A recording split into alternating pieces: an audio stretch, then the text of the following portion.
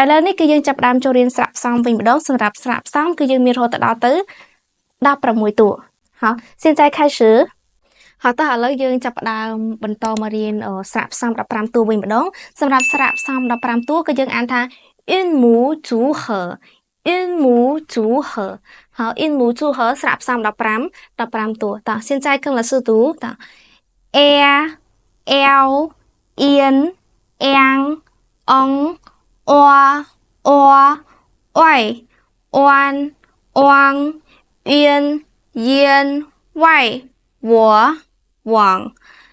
ចាសម្រាប់ស្រាក់ផ្សំគឺយើងមានត្រឹមតែ15ទេវាខុសពីភ្ជញ្ជនៈហើយនឹង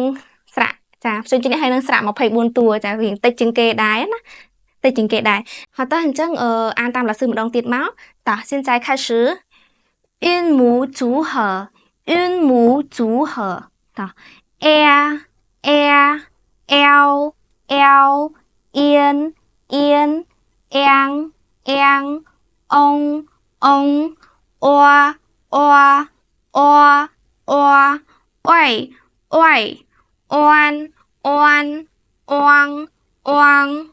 អៀនយានវ៉ៃវវងហៅតើអញ្ចឹងវីដេអូថ្ងៃនេះសូមបញ្ចប់ត្រឹមតែប៉ុណ្្នឹងហើយយើងនឹងជួបគ្នានៅវីដេអូបន្តទៀតសូមអរគុណ